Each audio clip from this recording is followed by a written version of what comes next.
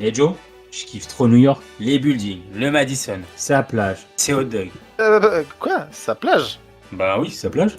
Mais laquelle? Bah la seule, l'unique, Coney Island. Ah ouais, celle où il y a la fête foraine. Oui, mais pas que. Il y a son incroyable talent aussi.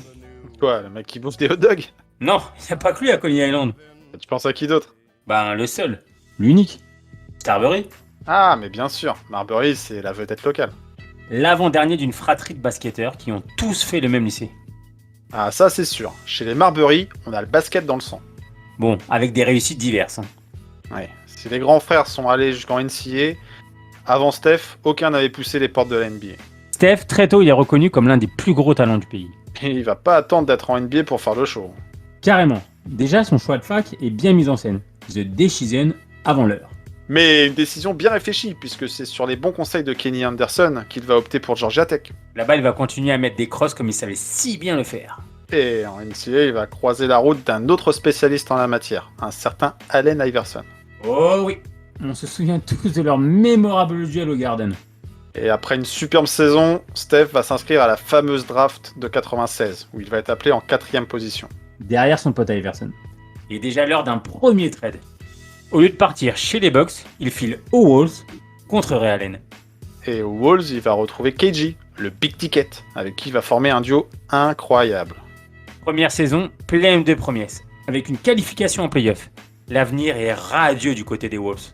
Carrément deux surdoués du basket, un duo à la Stockton Malone version hip-hop, ultra spectaculaire, mais bon. Eh oui, dans le duo Batman-Robin, bah personne veut être Robin. Du coup, l'ego prend le dessus, et Steph force son transfert au bout de 2 saisons. 99, retour à la maison. Ouais, enfin presque. En New Jersey, chez les Nets. Là, il va le devenir enfin la star NBA qu'il voulait. Première étoile de All-Star, premier match à 50 points. Mais ça gagne pas beaucoup chez les Nets. Et surtout, jamais de playoff. Du coup, été 2001, nouveau transfert, direction Phoenix contre Jason Kidd. Changement de décor aux Suns, mais toujours All-Star notre Steph. Et avec Stoudemire, il retrouve les playoffs en 2003. Beau petit duel face à Tony P. Il en fait encore des cauchemars le français. Ouais, un petit tour et puis s'en va. Hein. Bon, c'est enfin l'heure de rentrer chez lui. Oui, l'enfant du pays est de retour à la maison.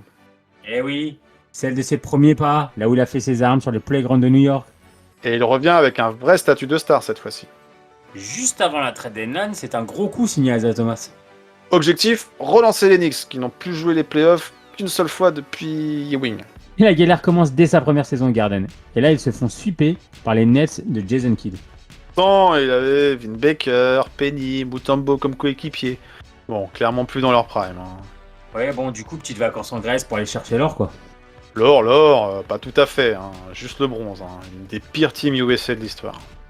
Eh oui, pourtant, Duncan, Iverson, LeBron, Melo. Tu rajoutes Larry Brown comme coach. Hein.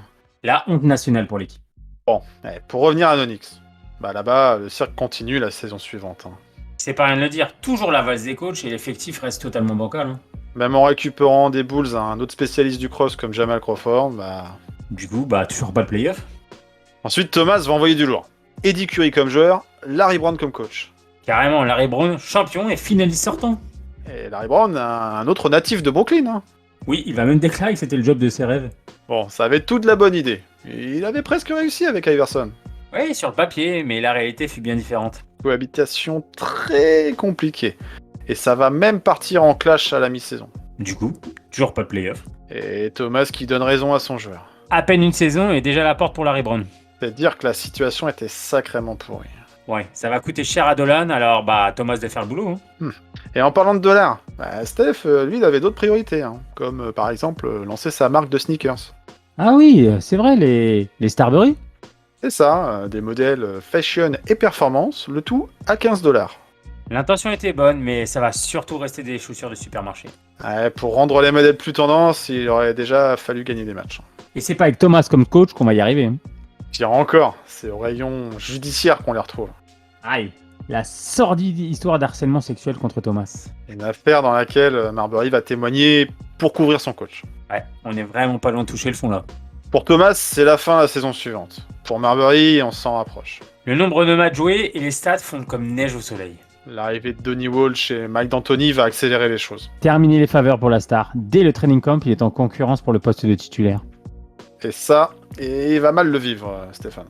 Surtout quand le concurrent en question s'appelle Chris Juwan. Oui, plus de soutien pour le joueur dans l'organisation. Et on parle même de malédiction autour de Marbury. Ah bon? Ouais, partout où il passe, l'équipe devient contender après l'avoir tradé. Bah, les Knicks vont vouloir le faire de toute façon. Sauf que sa réputation le précède. Résultat, c'est la guerre et ça se déchire dans la presse. Et les Knicks vont finir par l'écarter. Bah, jusqu'au Bayet, février 2009. Hein. Voilà, pendant ce temps-là, l'horloge tourne et on parle déjà de lui en Chine. Sauf qu'il croit toujours avoir sa place en NBA, le petit Steph. Hein. Et c'est chez les champions en titre des Celtics qu'il va trouver un point de chute. Pour jouer la doublure de Rondo. Mais cette fois-ci, il accepte. Bon, ça sera sa seule fois, il passera un tour de playoff. On pourrait se dire alors qu'il va enfin sortir la tête de l'eau. Mais clairement, c'est tout l'inverse qui va se passer. Avec un Steph qui sombre dans une totale dépression. Il a perdu son père en 2007, sa marque bat de l'aile, sa carrière est au point mort. Ouais, c'est triste tout ça, mais bon, Steph perd totalement le contrôle avec toutes ces vidéos sur les réseaux là. Un véritable suicide médiatique qui va signer un coup d'arrêt pour sa carrière NBA. Et ce qui devait arriver arriva. Direction la Chine pour Marbury en 2010. Un radical changement de paysage.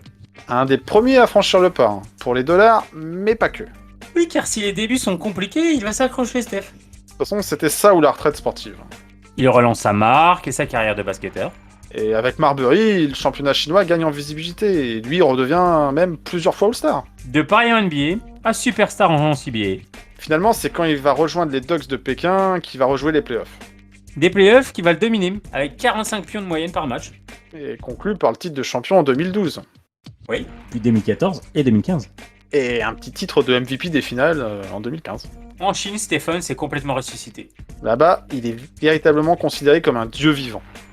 Ah, il a même eu le droit à sa statue, son musée, un biopic, une comédie musicale, total package. Et même après avoir accroché les sneakers en 2018, il va rester au pays. Idolâtré là-bas, il va même devenir coach. Un comble quand on connaît son passé. Vraiment dingue cette histoire de Marbury quand même. Des vraies montagnes russes. Bon, il y a un happy end tout de même. Bon, tout ça, moi, ça m'a donné faim. On se prend un hot dog? Allez, vas-y. Ketchup? Moutarde? Non, sauce wasabi.